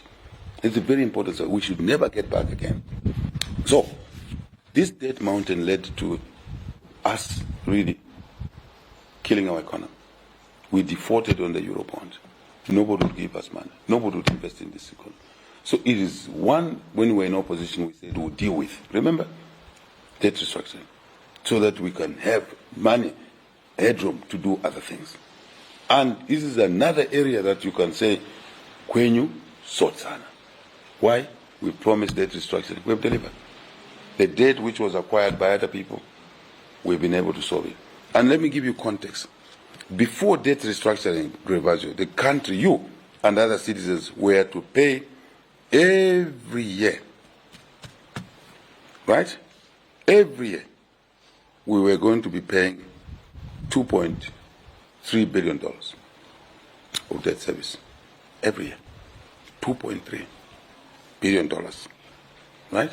2.3 billion of the money you pay in tax and everyone else. 2.3 billion was going to go to debt service because of recklessness. After the debt restructuring, very painful process, very complicated process. And I want to thank my team. We call it the Zambia Economic Team, which I led myself. We achieved debt restructuring for the people of Zambia. We are now only servicing the debt $900 million per year. So it means we're saving $1.9 billion. And that's the money, Grevajo, we're investing in agriculture. That's the money we're investing in energy. That's the money we're investing in education to sustain free education. That's the money we're investing in the social support, some of it, the discussion we've had. So nobody should switch off their television. They should just ask more questions. And we'll try and simplify the conversation to make them understand. We should never be in that space again. We shouldn't go back there. And that's partially what this election is all about. We should not go back to the teams that brought us debt destruction. The very guys seeking election tomorrow are the ones who brought us the debt. And we defaulted, and the country became a basket case. What are they coming to do? We've cleaned up their mess. What they should be doing is thank us for cleaning their mess. So they should not come back and eye the $6.5 billion, foreign reserves. That's what they're eyeing. Because they wiped it out. You need the reserves as a caution emergency drought to service your debt, right? To give assurance to your currency. That's why the Kwacha has this assurance, because the supply side, even if, for example, we did not export anything, Grevajo, for 6 months, we'll still be able to meet our international obligations. And that adds a further strength to the Kwacha. Have you ever seen the Kwacha appreciating during an election? 3-4 days before an election, the Kwacha is appreciating. Never seen before. It's a new phenomenon. Why is it a new phenomenon? Because of the way we're managing and brought about macro stability, fiscal consolidation, and managing the external trade balance, surplus. I don't want to complicate the conversation. All of these compound into supporting the Kwacha. And that's why we are where we are. So I want to say to you, let's not play with Nkongole. Right? It is not right to play with Nkongole. Now, just to give you another example. Never done before. This country was able to achieve debt restructuring ahead of many countries that were struggling. We were the first ones. Now Zambia's case is a learning point. Other countries say, how did Zambia do it? But fellow citizens are taking this achievement for granted. We should have celebrated this achievement. Opposition, ruling party, all of us. But others kept on criticizing. But the benefits are visible. attractive investment, $12 billion in mining, could have never come without debt restructuring. Condition precedent, debt restructuring. Right? IMF program. Zambia program with the IMF. Our program. We passed all of the reviews ahead of many countries. Some neighboring countries, their programs collapsed because this was a homegrown program for the people of Zambia. There are many factors associated with debt restructuring. Investment in the mining, in energy. All this solar you see, it would have never come if we did not resolve the debt issue. Never, ever. And that is so the load shedding. So many doors. And let me just give you an example. We were able to go back to the market and bought back the $1.36 billion of Eurobond because now we are credible. Now we are credible. And we could have never achieved this without debt restructuring. And now we tied this bond buyback to investment in the energy sector. Very smart. Never done before. Bloomberg reported that what Zambia did on the buyback of the $1.36 billion Eurobond, they called it a master class in finance. It's not me. It's the financial reporters who called it the master class in finance. Now other countries are looking and say, can we learn what Zambia has done? You must be proud of that. Not me. You as a citizen of Zambia and others. That you have been able to put people in office who are doing things like that. But there's still a lot of work to be done. All the time. To reach the yeah, that is what. So now, let me give you a little bit of this issue. Now, this education you see we are pushing, we are confident, partially because of debt restructuring. Because now we don't have to spend $2.3 billion. We're only spending $900 million. And we have programs now we are working on to overwhelm this $900 million debt service. How do we do that? By growing the economy more, much faster. And we're already achieving a level that nobody ever thought. When we took government, the GDP had collapsed to 19 billion. What is the GDP of this country today? Right? We're moving to $42 billion. We're more than double the size of the economy in less than 5 years. Part of it was unlocked by the debt restructuring. Without that, you're looking at 90 billion? Bigger than that. We'll tell you the numbers soon. We're working on it. But we know. But we want to be cautious. But we already, because we've done the heavy lifting, like the chick example I gave you, the layer chick, takes a long time to mature. Once it starts producing eggs, every day. So we are working on that number. And hopefully we'll conclude with that at some point. So I just wanted you to know that we have now restored our international credibility. We are respected. Your country goes to the international table. It is respected. It's given a space it deserves. We had lost that space. How can you walk into a meeting, Grevasio, and you owe Kangwa money, and you are talking, you are the one talking, even making more noise? Kangwa will look at you, mundu ni mundu wabwanje. Zili kunindala mazanga weo, siya ukamba maningi. We were a country of, disgrace, shameful. Now we can walk with our heads high. You travel anywhere, put your passport there, you see Zambian passport, go in. Before they say, what do you want here? How long are you going to be here? This case, an immigration officer will ask you, can I come and invest in Zambia? I hear it's attractive. Different issue. The cost of capital is also coming down because of that credibility. It's a very important issue. Yeah. Thank you very much. I'm going to ask you a double question, and I know some of those issues we've already touched. Free education, one of the flagships. Yes. CDF, another flagship. When you talk about free education program, but then you hear concerns of teachers, parents that speak of thousands of classrooms. And when you talk about CDF, good money being pushed up every year almost. But then you've got reports of CDF money being misused in some constituencies. Prompting a question, has delivery run ahead of capacity? On free Did you education? empower people without capacity on CDF? No. Economics is never like that. You invest, then you get a return. If you don't invest, you never get a return. We invested in order to get a return. How will you get people to know how to use CDF if you don't make it available? Remember, may I ask you, How will your daughter learn to cook shima without you allowing her to practice how to cook shima, or your wife? Simple example. How will your daughter learn to cook shima for her future husband if she doesn't learn it through the house, the Zulu house? The first time she's 8, 9, 13 years, depending on the family culture, she will make a few mistakes. I wait together. But it's a necessary investment. She will even burn, she will have blisters. See young girls learning to cook shima, when it starts boiling, the blisters, they don't know how to manage that. But she learns that, she becomes a good woman. Take care of her children when she's childbearing age, and her husband. So that's my simple answer to your question. It's a necessary investment. $1.6 million, 1.6 million kwacha could do nothing. You could only build one classroom or two. Now 40 million. Again, it's another kwenyo sotsana.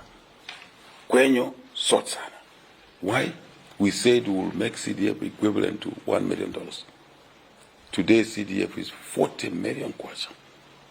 We've more than delivered. We've over-delivered. As we delivered on debt restructuring, as we delivered on restoring the mining sector, as we delivered on taking cadres by and large out of the markets, as we delivered on restoring the rule of law. Other than that, old habits die hard. Some crooks continue trying to go back to crime, and we nip them. The police is there to nip them. One would say, no, you have failed on the cadre program because there's still one or two cadres who made noise. It's not an event. If you murder somebody, you go to jail. Isn't it, Grebazo? Isn't it? That's the law.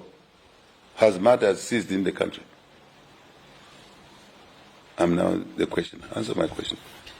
There are still murders in the country, isn't it? In the world. Because someone will still defy the law and do it. And what do? You arrest them. You prosecute them. You put them in jail. But we have taken away the death sentence because it's inhuman. But they will stay in jail there. The issue is that when CDF, we promised $1 million equivalent, should have been 18 million kwacha, 19 million, 18.5 million kwacha at today's rate. But it's now 40 million kwacha. It means it's $2.2 million. And why did we do that? Is to take money away from the center, to take it to the local people. Who are the local people? In the constituencies. Gravazio. Extremely important in income redistribution and giving citizens opportunity to access funds that belong to them, rather.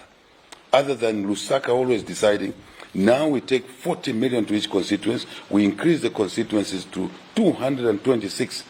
It means more money. You multiply 40 by 226. We're taking money away from wastage in Lusaka, travel, workshops, to the people of Chipangari, the people of Kashinakashi, the people of Kambombo, right? In Chama. My beloved Kambombo, Chief Kambombo.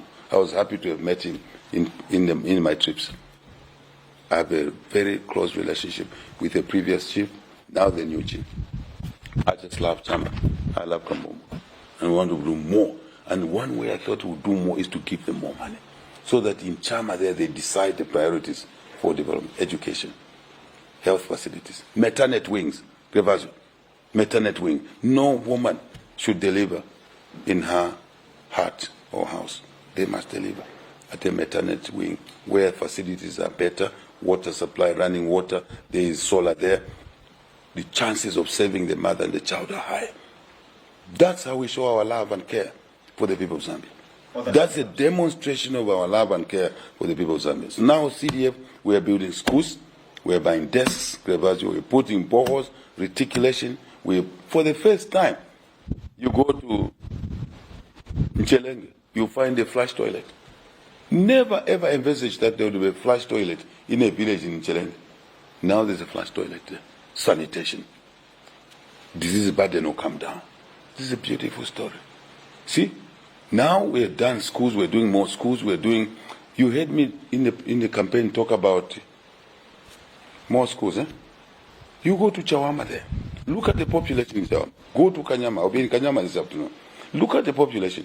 We need to put more schools in there. So when I pronounce that we'll put more schools, I already know where the money is. Where is the money? Sitting in Syria. And the people of Kanyama want more schools. I say, go and build a school, find a plot. And we support it. Then we employ more teachers. We employ more teachers, more jobs. What else? Teacher-pupil ratio improves. What's the consequence of that? Best passing rate since independence in public schools, running to 60 to 70 since independence. Numbers don't lie. Others were arguing that, free education, we combined free education with CDF. Policies must be combined for them to be effective. That's what a leader must do. A team of people in public office must be aware of these issues. So CDF supports free education. Free education supports CDF. Skills. Remember I talked about skills. Secondary school bursaries. More teachers. More specialized teachers. Not just a teacher, but teachers in woodwork, in metalwork, teachers in science and biology. Hence the pass mark you've seen. Test of the pudding is in the eating. And if there's one issue that has gone down well, is free education, is CDF combined. Desks. This thing is a game changer. And it's felt by citizens anywhere in the country. Ordinary citizens. Yes. Ordinary citizens. Mr. President, yes. I don't want to delay people Yeah. waiting for you, Kanyama. Before I let you go, I want to ask 2 questions. One of them, you've been in office 5 years now. That is long enough to get things wrong, to get things right. When you sit back and you take an honest look at what you've done, is there anything you wish you had done differently? First, my wish is that we should have run this country differently in the last 6 years. We didn't have to start at the bottom. We didn't have to do the debt restructuring, which Levi Mwanawasa, may so rest in peace, did in 2007. Now we had to redo this with vengeance, with a higher cost. We didn't have to sink so low as a country. That's what I regret the most, that we wasted time, we wasted effort, we wasted citizens, hurt citizens along the way. Hence the cost of living that we're dealing with because of the legal problems. I regret that. And I'm sorry, right, to the people of Zambia. I'm sorry on behalf of the leaders before. Because this Zambia is a living thing. Zambia's institutional memory. And I want to take responsibility on behalf of the presidents before me. Even the colonial guys, certain things they did, segregating, not providing schools for black people, and only good schools for the white people, kids there, was wrong. I regret all those decisions. That made the country really go through what it should have never gone through.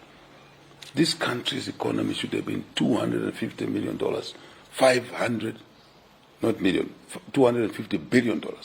$500 billion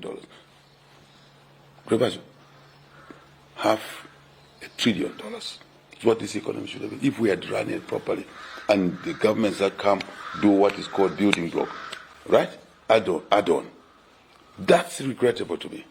And I take responsibility on behalf of everyone because I'm the sitting president. And I'm not blaming anybody. It's the reality of the matter. At independence, Grivazo, are you aware that the size of our economy is the same as South Korea? Our economy is the same size as Malaysia. Look at South Korea today. With lesser resources, see where they are. They are manufacturing heavy equipment. These bulldozers you see from South Korea. Right? These bulldozers you see. We should have been there ourselves. We have the minerals. We should have been processing that. We never did that. This is regrettable. Now citizens are in a hurry, and rightly so, because we lost time. But my assurance to the people of Zambia is that we've turned the corner. That's why you see our policies run in this way, to also give them the chance to make decisions on what is priority to them. They know where they need a bridge, a small footbridge, for the kids to cross to school, even at the high levels of water in the rain season, so our kids don't drown. They know better. In Mandev, where I'm going, the sitting MP there, former MP if you want to call him, but really it's a 5-year window. In fact, technically now he's a sitting MP, because we have amended the constitution. They serve up to the next election. And that is rightly so. They should. There was just little arguments that we had in Parliament, and I conceded defeat. But my message is that the Member of Parliament must serve and continue providing service. Take away 3 months from them. How can you take away service delivery from citizens 3 months? You multiply that 3 months by 60 years. How many years have we lost? Too many years. That's how our brains must work. Right? So now, it is regrettable. But having said that, we've turned the corner. CDF will continue doing wonders. We can't continue building schools. We have to look at agriculture now. CDF used to water harvest, investment, dams, irrigation, at a constituency level. We have to look at building processing. Why should the people, Serenje, people, Mukushi South, Ruano, why should they buy milling from Mukushi Town? They should buy milling from a milling, small-sized milling business in Ruano. Lesser distance to move the raw material maize into Mukushi, then you move the milling back into Ruano. And lesser trouble. It's not even just that. But I'm happy you're following the conversation. It's not just travel. It's the cost. It increases the cost of milling. You grow the maize in Luano, you take it to Mukushi town, you mill it there, you bring it back to Luano, the price goes up. So efficiencies are important in our economy. And that's one of the areas that we're focusing on going forward. And that's the remaining work, a lot more work. We've done so much, but there's a lot more to be done. And I would like to invite citizens to work with those they put in public office, to guide those they put in, to hold them at, to account. And people must not get away with murder. It is murder to allow a woman to deliver in a heart because you failed to put the maternity wing in a clinic. See what we did. We are now saying every health center must have a maternity wing. And it's happening. The numbers are there. The desks are there. So I really think that this subject must be seen in the right context. Yes, we've had to do the backlog work. Very unnecessary. We should have gone straight. Where President Mwanawasa had left the debt, I wished we had found it at that level. We wouldn't have now spent $2.3 billion every year to debt service. We would have taken that money into energy, more electricity generation. We would have taken that money into, if you like, more technical skills, artisanal skills. By the way, I'm here to make a pronouncement in case you think I'm playing around when we're campaigning. Every district will have a skills training college. Every district. So that we can train our kids closer to the environment. They don't have to be uprooted from, Kashinakashi, from Sangomo, from Chama, from Chikalaba, in the Petaok area, from Pamungomba, to come to Lusaka. Dislocating them. They will lose 6 months of adjustment time. They go to a technical school within their district. And then they become mobile because of their skills. Labor mobility is very important. So, and then the chances of them earning a job or a business opportunity across the country is their choice. And they will have their support. So now, this subject, my friend, is not a joke, right? Running a country is not a joke. It's a serious business. I would like citizens to take it seriously and choose leaders, not because of where they were born, how tall they are or short, like you or me, out my big ears, or what language they speak. It is not the language, it's not the ethnic group that will deliver these things that we've talked about. It's the policy choices. It is the policy choices. And this election is about exactly that, Gravazu. We want progress. We know where to go. We want to regress, to remove meal allowances again. It is those guys that removed meal allowances. We restored meal allowances. We brought free education. You want free education? Can you imagine you ask a voter tomorrow to say, go and vote for that group so that free education is removed? Which parent, which guardian, which auntie, which niece would do that? That's what tomorrow's election is all about. It's all about that. Yeah. Some voices in the opposition are already casting doubt on the process. Because about reading. What is your response? And I want you to marry this with a message to the viewers and listener thinking of staying home tomorrow? Being a public home. You know, Ravazwe, first and foremost, I want to request you to allow me to cover the vision going forward. Then I'll answer your question. Definitely. Because that will help citizens to understand what this is all about. We have come this far. We have found a mess. We found a mess. We have worked through that mess. In 4 years, 11 months. It will only be 12 months tomorrow. Every day to me matters. And to you. A day can change a lot of things. Depending on your decision making. We have come this far. We've walked this far. Cleaning up the mess. No blame game. Now after the heavy lifting, debt restructuring, restoring the rule of law, criminality continues, but we clamp it down. Markets, women can trade. You go to Soweto now, listen to those women, how happy they are that they don't have cadres grabbing boxes of tomatoes from them without paying. So go to Kulimatao. Go to KMB in Kitwe. Go to Chiplukus. Go to these places and ask the bus drivers, taxi drivers, how they used to be coaxed to go to the airport to receive political visitors or travelers. And the buses were never paid for. Now they have the freedom. Ask them, do they want to go back to those days? We've done all of this to clean the system. There'll be lingering problems, I admit, because we're dealing with human beings. But with all this heavy lifting, now the table is cleaner. It's growth. It's takeoff. So we have work done, yes. But a lot more work needs to be done. Work done, cleaning up from the bottom, minus 2.8% GDP growth, to the region where we are now 5%. Effectively, it means we've grown by 7.8%. Effectively. If you calculate ceteris paribus, pari passu, right? I'm just saying things being equal. 7.8%. They don't want to get there. So now we are here. We need a lot more work to be done. Now for the cost of living, which you talked about, to be visible, that more felt. Because what I explained to you, sometimes people don't feel it, isn't it? That they are not paying school fees, but because they've not got money in their hands, they think that this is a free service. Exactly, it's a free service. But the saving, where I stand, my training, my upbringing, my training, a saving is equivalent to income. A saving is equal to income. Where my philosophical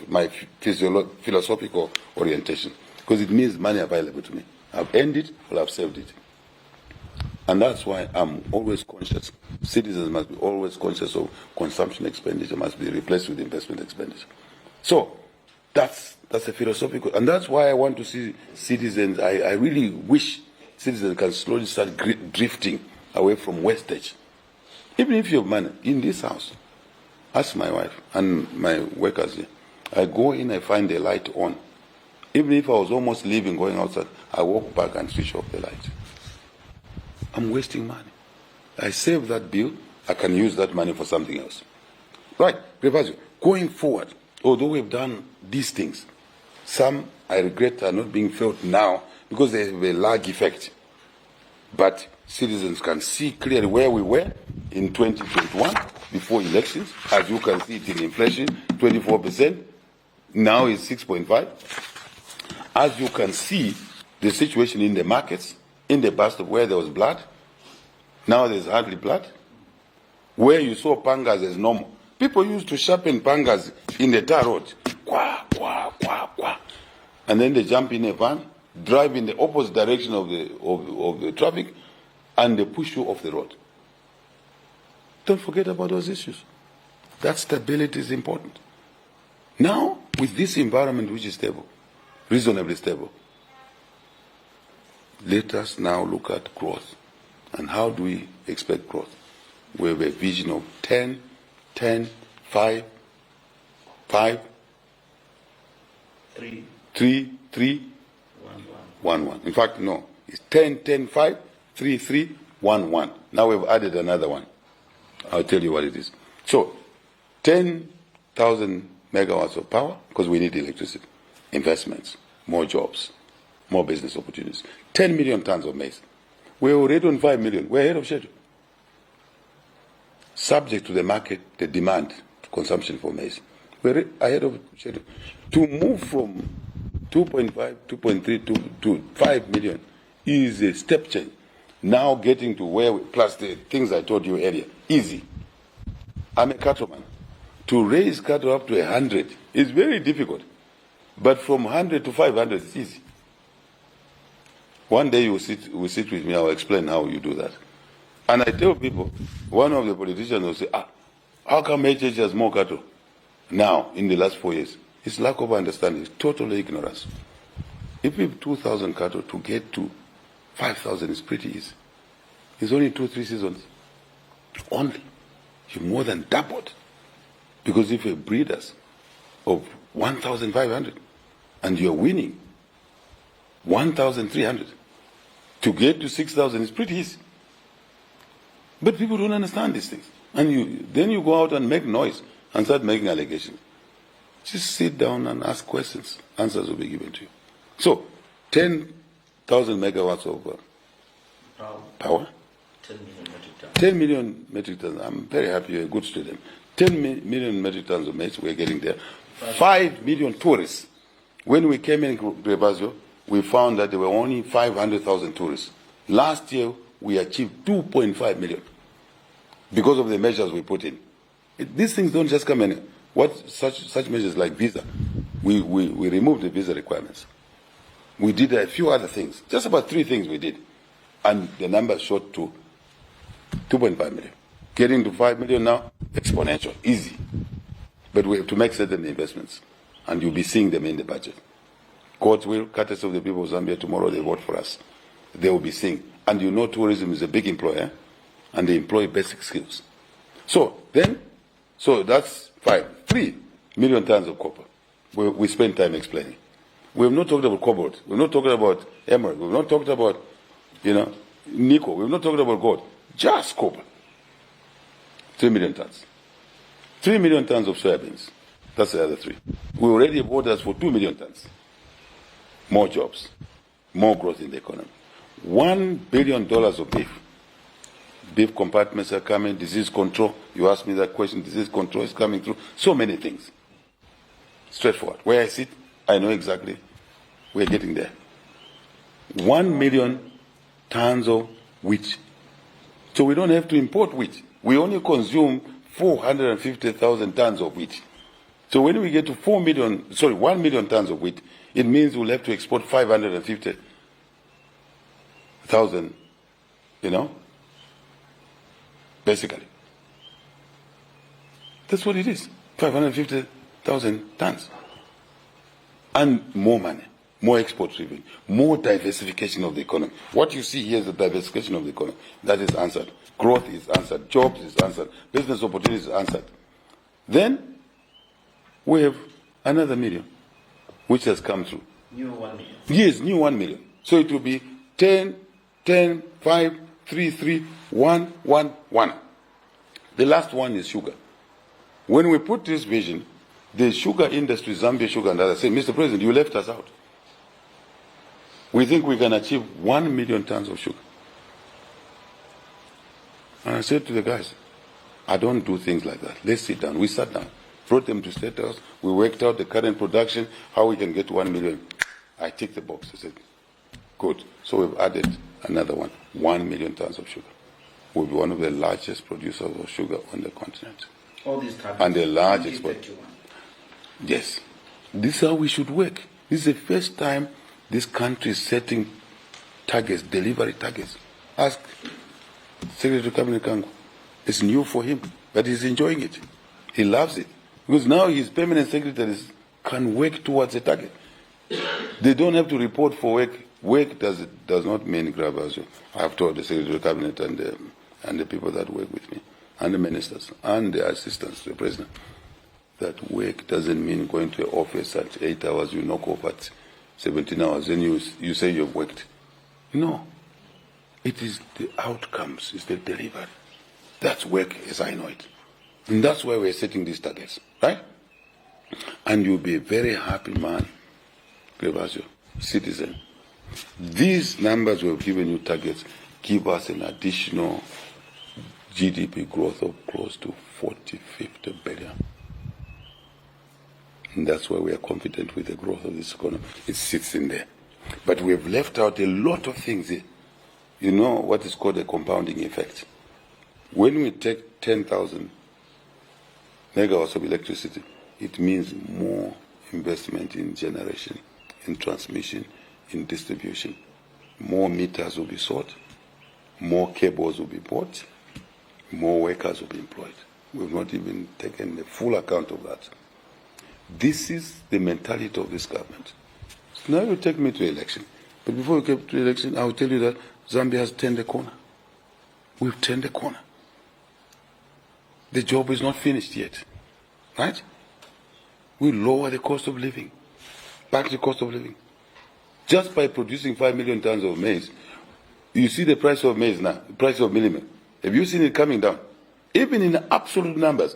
Normally it shouldn't come down in absolute, because inflation means the increase in the price is slower.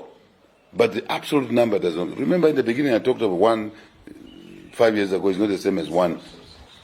Even the absolute number now, the price of millet has been coming down. And that's what I said at the beginning, when people say subsidized maize. I said, no, that's not the way you do it. We increase production, lower the cost of production, increase production, the price of millet will come down. It is happening. Right? Just one more issue. Jobs will come. Pre-education, we can sustain it and expand it. Right? We will expand it. We will strengthen our social security system. Remember we talked about social security to alleviate the cost of living, isn't it? Now I can tell you that we'll be able to sustain that. It's not just raising a policy. It is also putting parameters in place to sustain that policy. Grevasio. I've been talking for a long time. My voice is a bit stressed. But so, there it is. What else are we doing? What else are we doing? We support farmers and entrepreneurs more. And it's important to support everybody now, to build more energy security. And I think, vote for us, citizens, so we can continue. First, protect the gates. 2, continue with the progress. 3, alleviate the cost of living and create opportunities for jobs and for businesses with the laws we put, such as local content, such as positive discrimination in procurement. The future is certain and is bright for the people of Zambia.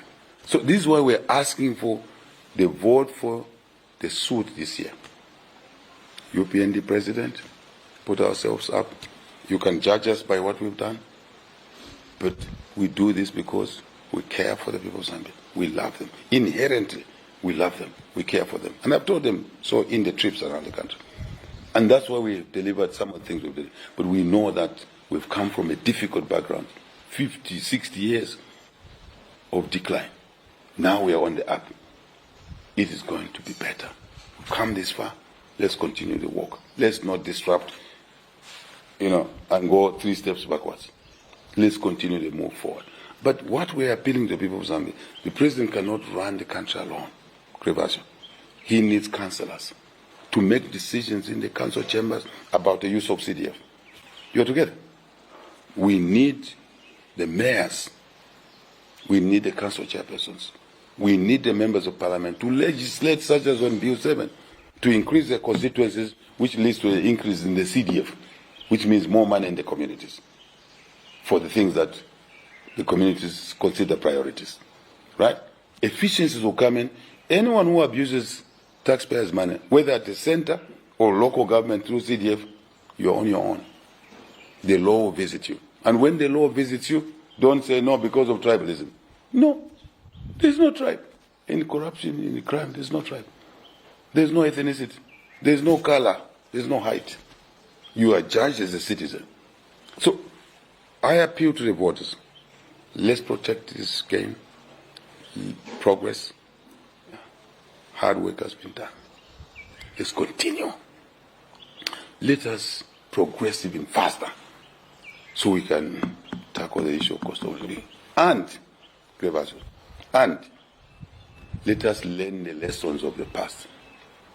How we alter the path of progress and regress. Let's not go back there. But to do that, we need a team. Suit, chain, councillor, UPND, Kwenyu, Sotsa. Mayor, Kwenyu, Sotsa, UPND. Council chairperson, Kwenyu, Sotsa, UPND. MP, UPND, Kwenyu, Sotsa.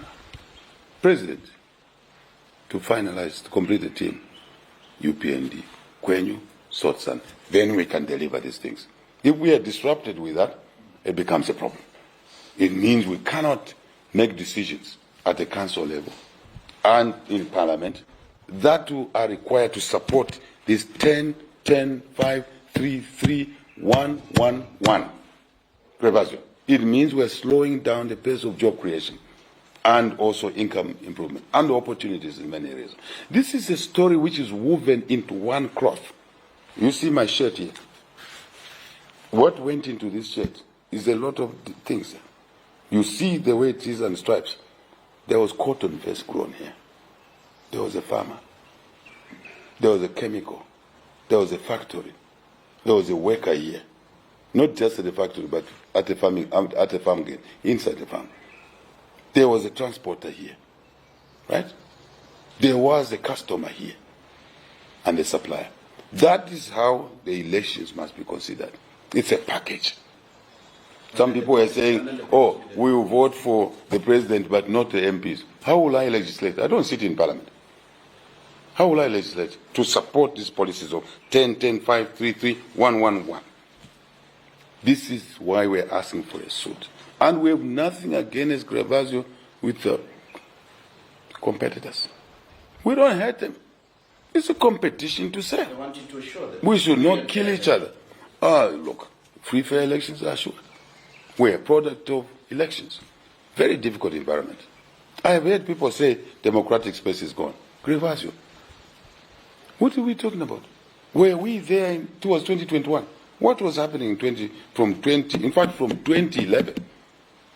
2015 elections, very difficult. 2016 elections, very difficult. Blood, tear gas, bullets, right? Mapenzi Chivulo, 22-year-old girl. Gracia Mataba, Joseph Kaunda, right? Lawrence Banda. These are things that really you don't see them now. And I heard somebody here issued a video the other day. Say, oh, no. HH this, HH that. And he's talking about democratic space. All you need to do is produce the videos towards 2021 election. They are there. And what's obtaining now? A lot of people will tell you that they actually feel there's no election because the noise and the tear gas that they were feeling. I see somebody here who was thrown in jail, a young man. Today he's in the embassy. Look, he's looking nice, right? How many people? This is the issue. So now, let us call things with their right names. There will be free, fair elections. But I know there are people planning violence. I want to send a message. You plan violence, you engage in violence, you're on your own. It's on this table, Gravazio, on the 16th of August 2021, when we were pronounced as winners. I sat right here. You will see that image there. You look at that image. You will see it. In your videos at ZNBC, I stood that side. I sat that side, so that image of those trees is there. Where I said to the UPND members, I know you were brutalized. I know you were gassed. I know you were beaten. I know some of you have bullets in your bodies. Peter Masson, for example, our member, still has a bullet, difficult to operate because it's in a delicate area, so the doctors have said. I know people were killed. I know. But now that we won this election, let's end this bloodletting. Do not revenge, don't avenge. It's here on this step. My members were livid with me, very angry with me. But if we had allowed chaos, retribution, we would have never made these achievements we've made. I know I was unpopular amongst UPND members because they know who was beating them in the compounds. Ikonama. So that's the same message I'm sending here. Don't sit there planning violence. Don't disrupt polling stations. Don't disrupt voting. I'm the chief shushu. I know what is happening. My friend, you can't send people to a foreign country to go and learn military skills to come and disrupt elections in this country. And they expect not to be arrested for that. You will be arrested. You commit crimes, you're on your own. Why would you send people to go and train somewhere to come and plan to kill? An opposition leader says he's prepared to kill, to be killed. Nobody wants to kill him. Now he's prepared to kill. Since there's nobody who wants to kill him, so he's willing to kill. Who is he going to kill? Fellow citizens. For what? It's competition to serve. My colleagues were in government 10 years.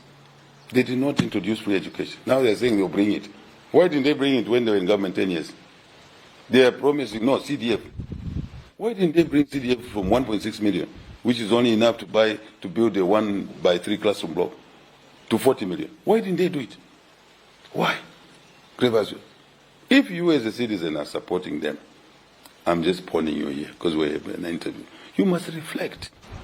What benefit did you get? 10 years. A few people were sleeping with cash as mattresses and pillows. A few people. Where was that money coming from? From the loans. The Euro bonds, which they failed to pay. And the price was $2.3 billion of debt service. And that's the money they were accessing through fake contracts, supplying air, roads that they never did. They got 50% down payment and never did the roads.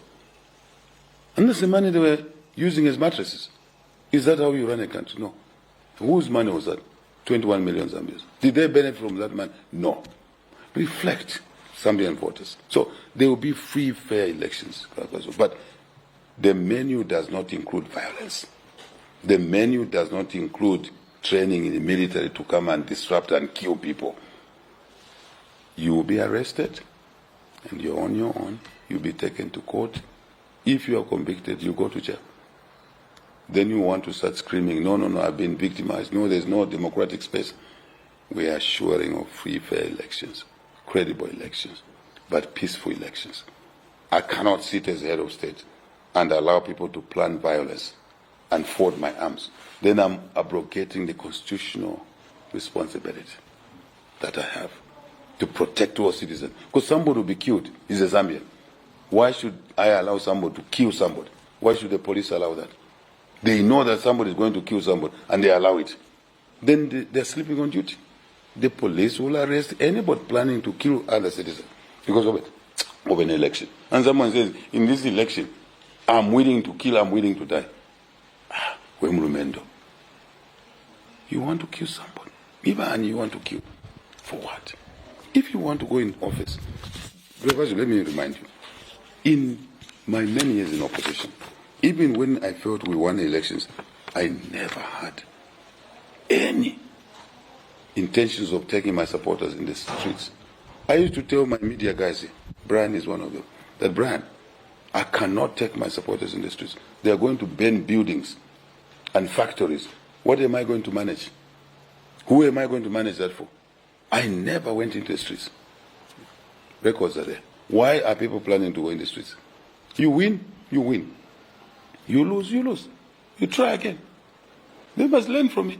I tried many times. Never had a temptation to be violent. Never. Because it's not worth it. Right? So I want to say that the issue is, for me as a UPND candidate, a voter will go to vote tomorrow.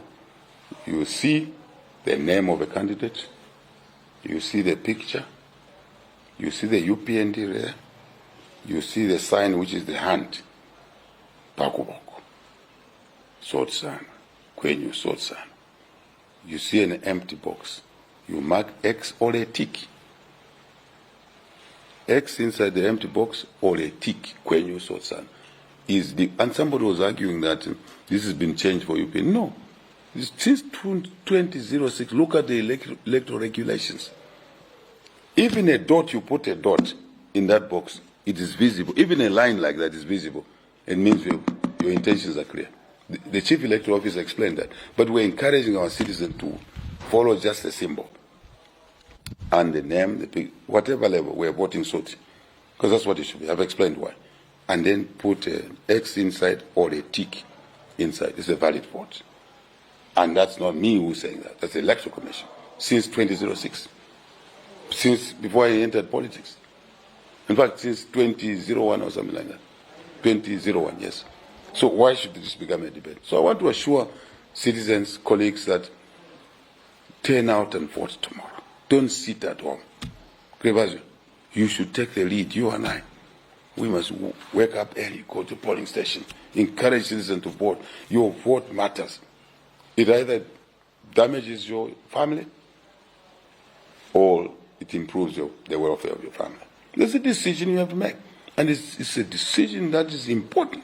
A civil responsibility, duty, constitutional responsibility to vote. So all eligible voters turn out. Don't be afraid of violence. Nobody will be allowed to exert violence tomorrow. We have put in place enough measures. I want to repeat, we have put in place enough measures. Nobody will be allowed to exert violence during voting, post-voting, counting, nobody. You do that, you're on your own. Simple. Mr. President. Thank you. But by the way, we are happy to have observers. I met some of them. They're welcome. This is a democracy. These are our institutions, SADC, Great Lakes region, African Union, even European Union. They're welcome.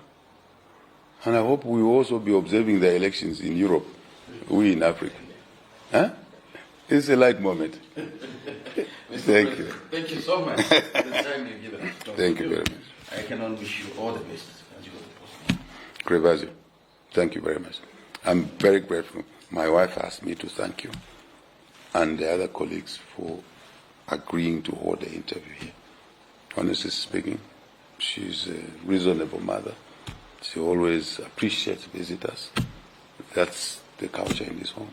But thank you for your time and all the stations that have been able to beam us, television, radio, social media.